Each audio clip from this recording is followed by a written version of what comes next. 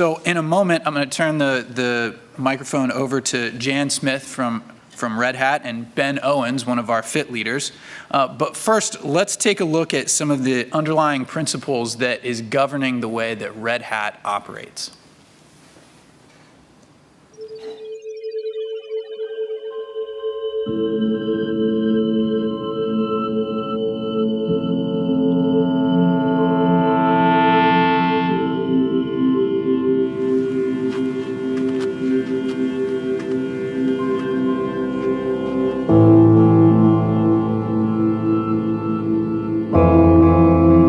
Endless possibilities. It's easy to see them, to know they exist. Big, bold, powerful, possible. And then we wonder, how does it all fit together? We look ahead and question. We look back and answer. And then we look to each other. Curiosity leads to connection, and connection leads to transformation.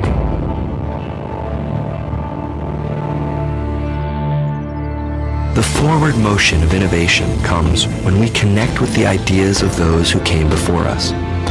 Every breakthrough is a bring together. We are all connected more than ever before through powerful networks that bring us to others and their ideas all around the world. We are capable of more powerful collaboration than any previous generation. The freedom to connect, share, and work together for durable solutions is what makes the human enterprise work. Red Hat was the first major technology provider to understand that connecting people was the best way to create technology. We saw possibilities. We sought connections. We changed everything. Together.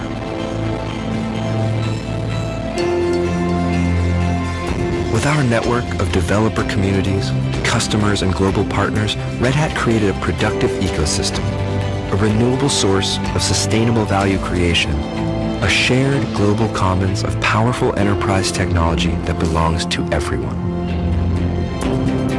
We do so much more than any of us could do alone. When we connect with each other, our ideas become innovations, information becomes knowledge, problems become solutions, and mystery becomes wisdom.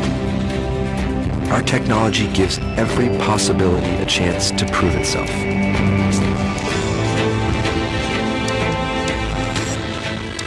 Red Hat. It all fits together.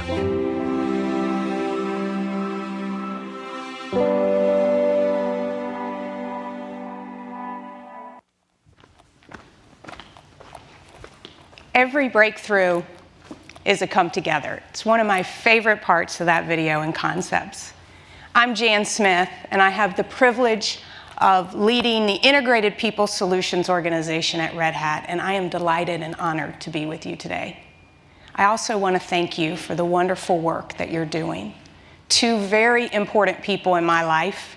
First, my son Coley, who's in high school, and my son Logan, who's in middle school, are in the Wake County Public School System. And there is nothing more exciting to me than watching their faces light up when they learn something new.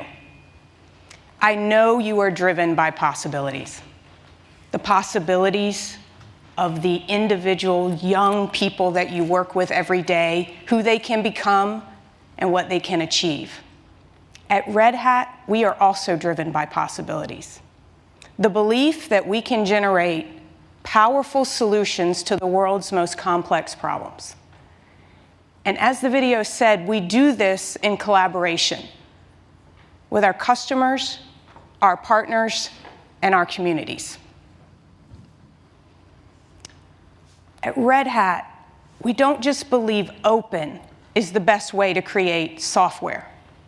We also believe it's a great way to engage and lead people. And when you can pair great technology with great people, anything is possible. And I believe we can all use some help with the challenges that we're faced with today.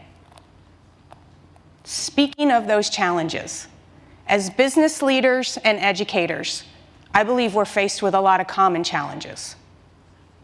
The speed of change, the rapid pace of innovation, and as we've heard today, the ability to recruit, engage, and retain key talent in our organizations. At Red Hat, we believe our culture is one of the powerful solutions to these challenges. And at Red Hat, we default to an open approach. And I'd like to share that with you today. We were born from open source, a collaborative way to develop and improve software. But we didn't stop there. We actually turned it into a business model, and then in a way to run our organizations. And it works every day for us. But we also think it can work, and we've seen it work for many other organizations. Healthcare, government, and yes, education. So let's take a look at some of those common characteristics that live inside of open organizations. First, transparency. The process and the belief that you can share information, all relevant and pertinent information, with everyone involved, and maybe even beyond. Inclusivity, that you can include all voices in the dialogue, even underrepresented voices and quiet ones. On our best day at Red Hat, we do our best to actually have mechanisms to pull out those quiet voices so we don't lose powerful contributions. Adaptability, release early, release often. You've heard agile methodology. It's the concept here that we're pulling forward. Feedback is a gift, so we've heard. And with that, we do believe that, because we believe if we can release something out there and get feedback along the way, we're going to create something even more powerful than we would have if we didn't get that. Collaboration, the ability to pull all stakeholders together, even the ones that may not seem very obvious, like teachers, like students, like principals, everybody being engaged in the conversation. And the last one I really want to point out, it's community. It's a powerful concept for us at Red Hat, and I hear it being used today, which I'm thrilled about. When people can come together around a shared purpose, and not so much for their strategy, endless possibilities can happen. And then you don't just get incremental change, you can get powerful transformation, and powerful change can be possible. At Red Hat, when you come see us on our best days, these things are alive and well. But we too can't be open about everything. We're a publicly traded company, and so our finances sometimes have to be closed. And truthfully, we don't share everybody's salaries with everybody in the company, like you may have heard some open companies do. We don't. So those are two, to name a few, those are two things where we have to close. So let's take a look at these characteristics and look at an open organization and a closed system, or a closed organization, if you will, and compare and contrast them. I'd like to point out a few of them. I'm going to start with the last one. In a closed system, an employee might get their power because they have a certain role or a certain position in the company. In an open organization, an associate contributes, and then they get the power of influence, which can lead to a true meritocracy, because that's where their power can come from and how the whole power of the organization gets moved forward. Another one, let's look at trust. In a closed system, trust might have to be earned. In an open organization, trust is given, which really allows you to kind of stand in that transformation, in that being able to be transparent with all information and allowing it to be available to others without worry so much of whether they can be trusted. In the open source world, we took from them this concept of mailing lists. And we have one such mailing list called Memo List. We have many, but this is one that I'll share with you, where all associates are subscribed to this list. And we hold company-wide discussions and dialogues and debates about common challenges that we face as a company. And it is not uncommon for an associate to call out a leader who's making a decision on behalf of the company and ask them not only to share what it is that they are, why they made that decision, but the criteria they used to make it, and be willing to invite feedback and hold debates on whether something more powerful should be used or should be considered. So as I think about this, we like to think of this open on a continuum. We at Red Hat do our best to default to open and then look to what we need to close. Some of our organizations that we work with, like our customers and others, they stand a little bit more on a closed organization side, and they're looking for ways they can open. To illustrate this point, I want to tell you a story. I recently had the pleasure of hosting a group of officers from our U.S. military at our building downtown, which we affectionately call the Red Hat Tower. So it was their day off. They were out of uniform, and they were in casual dress, which meant they came in suits and ties. If you've had the pleasure of coming to Red Hat and being in our tower in August, not many of our associates are wearing suits and ties. So they got greeted with some flip-flops and some jeans and some t-shirts and some shorts. And I toured them around to some of our more common collaboration areas. And so that meant they got to see our ping pong tables, our air hockey, our pool tables, and yes, some cornhole. And finally, one of the officers asked me, he goes, "How do you get anything done with so many distractions?" So we sat down and I started to share with them the same concepts that I just shared with you about what you can find in an open organization. And they looked pretty skeptical of how it would work for them. And so I decided to lean in and tell them, well, we've seen it work for not only us, but other industries as well. I shared with them, which we're getting ready to hear about, how it can work in education and educational organizations. They shook their head. I said, we've seen it work for governments. They shook their head. And I decided I can't lose, I'm gonna lean in, said we've heard and believe it can work for militaries as well. Well, stay with me, because the room got really quiet, a bit like it is in here. And the temperature, I promise you it did, it dropped about 10 degrees. And then one of the officers, under his breath, muttered, "It sounds a bit like WikiLeaks." So it was a bit awkward and a bit funny. But truthfully, it was a reality for them that this concept seemed so foreign that it seemed scary. And so we went back to those common challenges that we share when we run our organizations. And it was there that I started to see and felt the conversation shift. One specific example of this was when we started talking about the ability to recruit great talent and attract great talent. And I shared with them that one of the things that happens at Red Hat is that we have associates leave, similar to what you guys are talking about here. And then we invite them back. Well, that was an opportunity that they saw. They didn't have a good way of active servicemen and women leaving the military and then being able to come back as active soldiers. They could come back in the reserves easier, but they did have a harder time coming back as active. So they thought maybe this is an opportunity to challenge ourselves in a way that this approach could work for us in one of our common challenges. So I encourage you to think how this approach, these concepts, these components might be something that you could think about and take into your conversations as a way of tackling maybe something that you haven't been able to fully get under or over, or just want a new perspective or a new approach to doing that.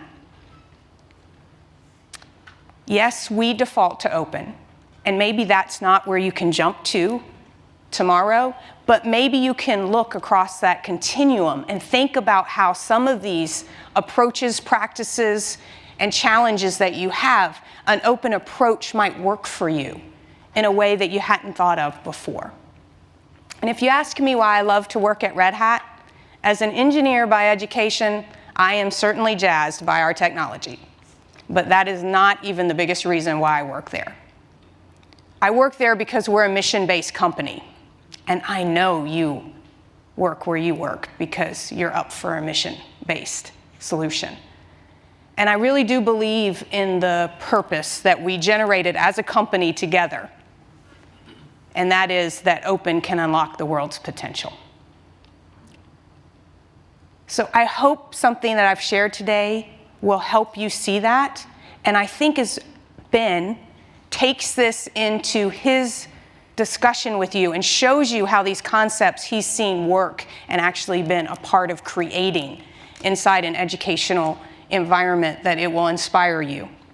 And just like our code, if those of you who might actually be out there and using the open source community and coding, our source code is made available so that developers can not only see it, they can build on it and they can improve it. We make the information that we run our open organizations on available to you as well. So all the information that I've shared with you in more detail, as well as much more, is available at these resources. And I am happy to answer your questions after I invite my friend Ben to come talk to you. Thank you.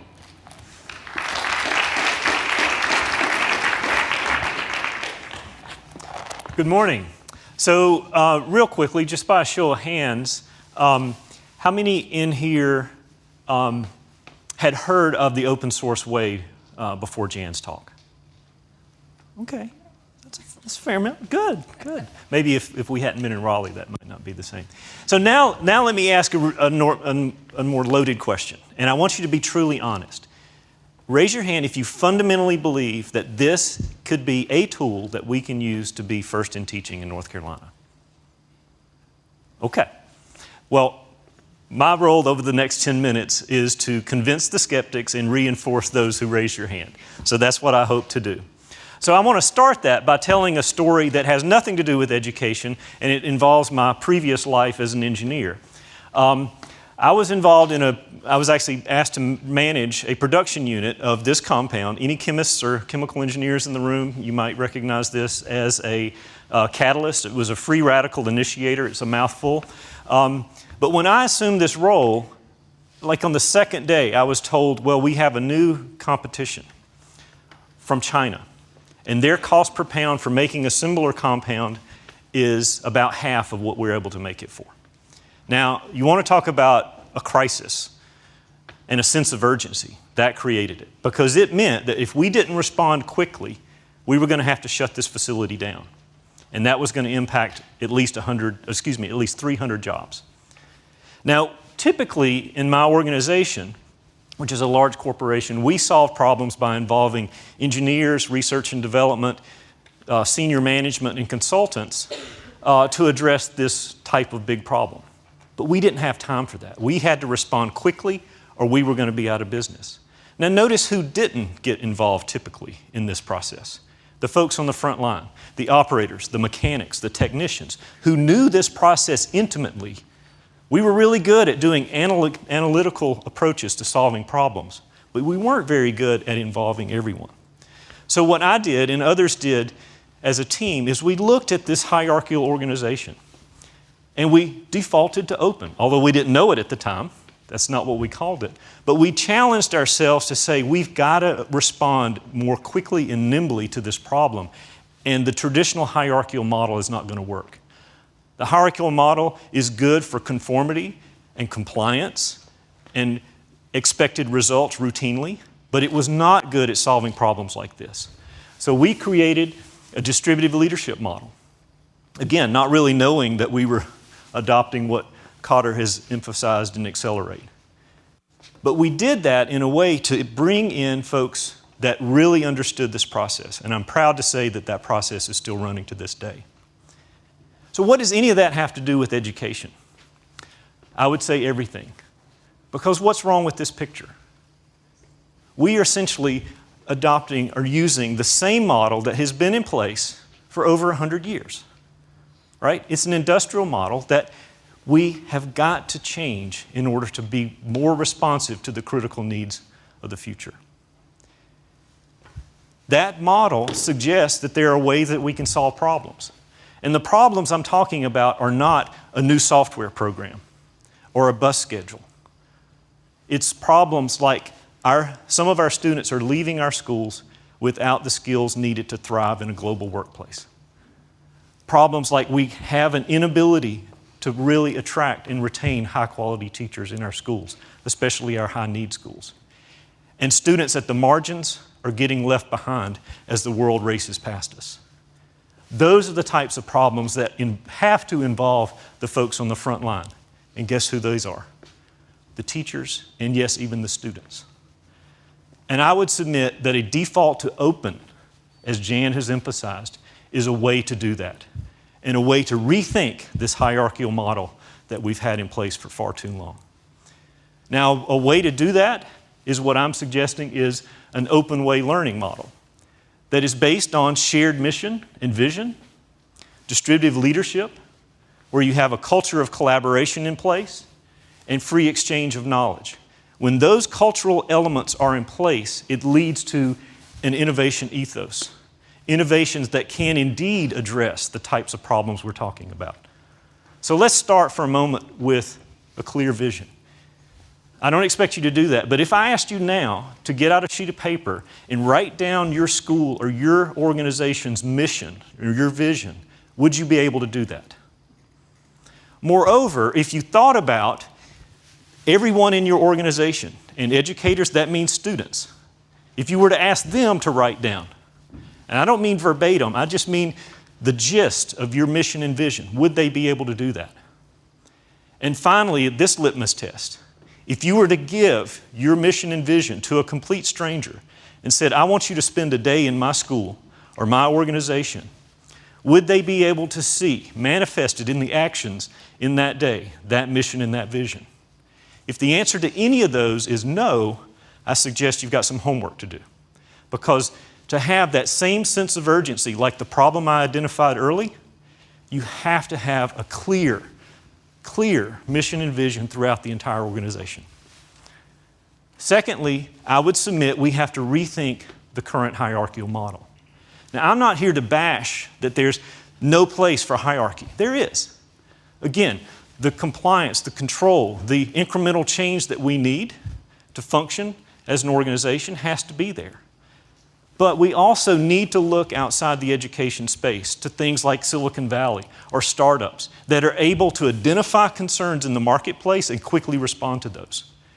Or in our case, identify concerns of our community, identify concerns of each individual student, and quickly and nimbly respond to those in ways that the status quo simply can't do. So, again, and this is from the Open Organization, from Red Hat, thank you. I'm suggesting that the top-down approach, as Jan is suggesting as well, can change. The command and control, the decision-making based on title and rank and hierarchy, and the incentive based on promotion and pay is old school. We need to move away from that into an organization that embraces the purpose and passion every educator brings to the profession.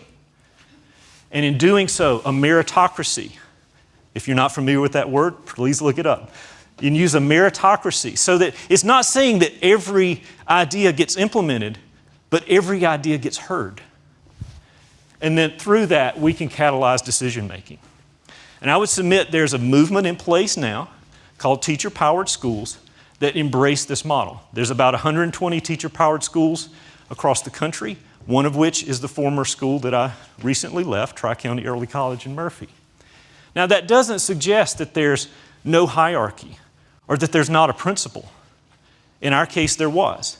But her role, unlike a traditional principal, was simply to act as a bridge and a shield. A bridge to ensure communication was always in place, transparency was always in place, trust, and yes, collaboration. Because when that's in place, as Freebird mentioned earlier this morning, now you start to see the purpose, the mastery, and the autonomy, as Daniel Pink mentions in Drive, really come to fruition. The collective autonomy of the organization. Again, the purpose that each educator brings to this profession, and the mastery about wanting to improve oneself and one's peers. That, my friends, is when you have a culture of collaboration that's woven into the DNA of your organization, where everyone is collaborating. Students, teachers, peers, cross-cutting every way you can think. That's also when you have a free exchange of ideas and knowledge, where teachers are willing to put themselves out there, willing to fail, willing to say, please help me iterate on this. And that's when you can truly innovate. Innovate at a level that can address the big problems that we need to address here in North Carolina in this country. So yes, this is a model I fully, obviously, embrace because I've seen it work. And I would also submit that if you have done, quote, innovations that haven't worked, like perhaps you tried to do standards-based grading or a flipped classroom, and it just didn't work, perhaps it's because these other structural elements were not also in place. It's part of a culture. These are some of the examples of what my school was able to do. Now, realize this is a small school in the westernmost district of the state, Southern Appalachia, classic perception of what you want to think about that, relatively under-resourced, working out of borrowed classrooms and hand-me-down trailers, and yet we were able to do this and do it very successfully. It's about culture. It's not about throwing money after a problem.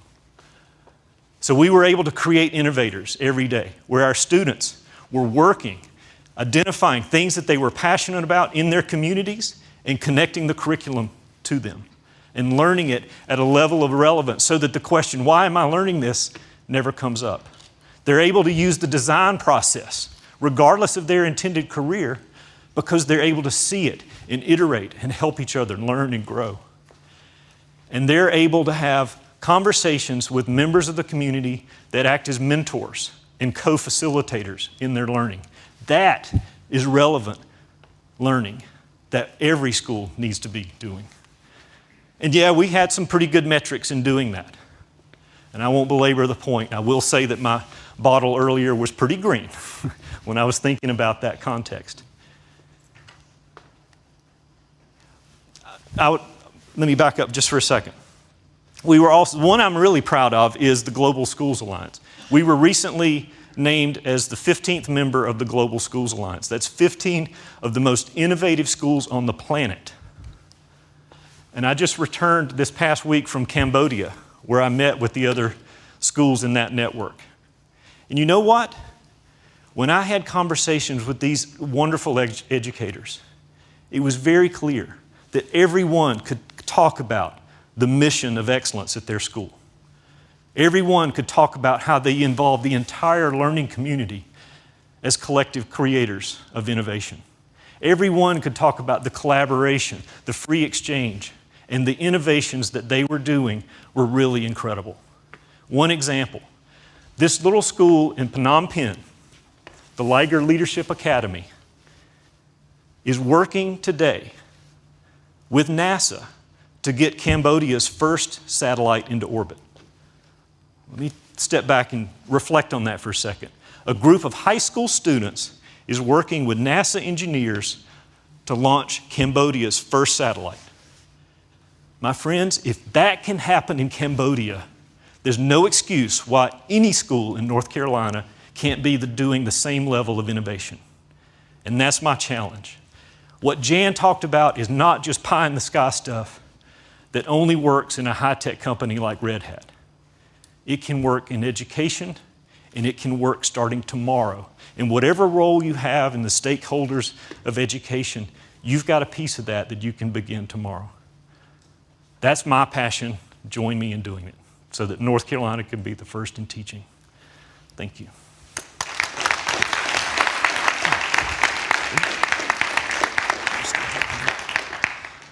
I think I'm supposed to moderate some questions now. So come down a little bit. I'm going to just start, and then after that, anybody who wants to ask a question is free to do so. But I'm going to start and put Jan on the spot. I don't know this. He could have told me about this before. So you alluded to earlier that you've seen this when you were talking to the folks in the military. You had seen it work in education. Can you give an example from your context of how you've seen that? Yeah, we have a partnership right now at Red Hat, and they just came over yesterday, so I'm so inspired, with Hope Community. And it's in downtown. It's just about 5 or 10 minutes away from where our office is. And I actually have the pleasure of leading our accelerated or high potential leadership programs at Red Hat. And we have a course going on right now, and a program, and they are vice presidents and senior directors in our organization. And we told them we had entrepreneurs that were going to teach them about leadership come. And they actually walked into our boardroom, and it was about 8 young children from Hope Community who were there to teach them about leadership. And it was the 8 habits of a highly effective leader in The Leader in Me, and it just broke down all of our leaders there, and it was always probably the best part. And so we have a great partnership with that, and that one is very close to my heart. These, you probably know about this school, and you guys have this need in your schools as well, but these little people just stand up with unbelievable circumstances that they have in their personal life and lead adults and do it better than many of our adults can do. And so that's one where I have seen it and just get the real pleasure of being a part of it. Great. Hopefully that helped. Perfect, thank you. So I'll now open it up to the audience if anyone has questions for either me or Jan. Yes, in the back. I have a question. I guess it's mostly for Ben. My understanding is that some years ago, Finland put together what I'll call sort of more of a collaborative approach, in which their principal or building leader is less of a hierarchical controller, manager of the school, and is more facilitator and that sort of thing. In your work with this open way learning, do you have any awareness of what they do, and does that in any sense correlate what they did in Finland, and maybe are still doing, I think, with what you all are doing, but maybe we've got different names going here and some more bells and whistles? Good question. So I have not actually traveled to Finland to see it firsthand. I will say that I was at the Connected Learning Summit up in Cambridge about 2 months ago. And I did have the chance to sort of, over lunch, there was a teacher and a principal from Helsinki, and taking advantage of the situation, I grilled them on a lot of questions. Now, you're right. They didn't call it open way learning. They didn't. In fact, I can't even remember what they specifically did call it. However, it was very clear in that conversation that the principal took an approach to her school of, I'm simply here to help facilitate what the teachers are doing on the front lines with the students on a daily basis. And I'm going to do what it takes to clear out the interference and help that work be really strong. So it mirrored the bridge and shield model that I mentioned before. Again, the terminology was different, but it was clear that the ethos was very similar and the same. But I'm not going to say that as an expert. That could be just a one-off example, and everything else would be different. And I would yield to others in the audience that may know better than I would. I will just add that I had the pleasure of going to Helsinki and Oslo and Copenhagen last year, and it was much more from a business perspective, and we had a number of our customers come in, and we had some of this similar dialogue going on. And what I can feel in those countries is they live this on a daily basis, and so they had the expectation of how to do it. What they were feeling was that many of them worked for North America companies, that then the hierarchical and the non-open way was present, and they were trying to figure out ways to open, but they already lived it in their daily lives, in their personal lives, so it felt very natural for them. And they were looking for how to do that and make an impact in their organizations where it was hierarchical coming from another country. So I believe that would be very possible, and it seems to be very natural for the way that they operate as a culture. Question right here. Robert Smith from UNC Wilmington. A question for you, Ben. What you've described is very radical and interesting, I have to say. I'd be curious, given how your model compares with what we currently have in place, what your thoughts would be in terms of some initial steps in terms of moving in the direction that you just described. Could we do as a state to begin implementing the open way learning? Right. Good question. So I think if you go back to the model, and the first thing, obviously, in my opinion, that has to be in place is that vision. And that can't be simply a vision that's dropped down from above. It has to be a shared vision that is developed, ideally, from all members of the learning community, including parents, including students, obviously teachers, and everybody has a voice in that process, a very transparent part. Then, yes, consider a distributive leadership model. Now, you don't necessarily have to go full on. In fact, if you go to the Teacher-Powered Schools website, it'll list, I think there's 15 autonomies that talk about the various things that teachers can have a say in. And you may decide there's several of those that we just culturally are not ready for. But I would submit that there's several that you might be willing to say, yes, we're here and this is our plan to move forward. So those two foundational elements would be an easy, low-hanging fruit to start with. Then the collaboration. If I'm a teacher right now, I can begin that process by perhaps walking across the hall, which I may have never done before, and ask, can I sit in your classroom, non-evaluative, and just watch what you're doing? And then we have a conversation afterwards. You can use the SRI protocols or the Learning Forward protocols to help facilitate that process, but that's another step. The last two would be for free exchange. If you're hoarding information because you think it's going to affect your rating to not do that, let go of that. Get over it. It's sort of like my first time that I had to decide it's okay to actually fail in front of students.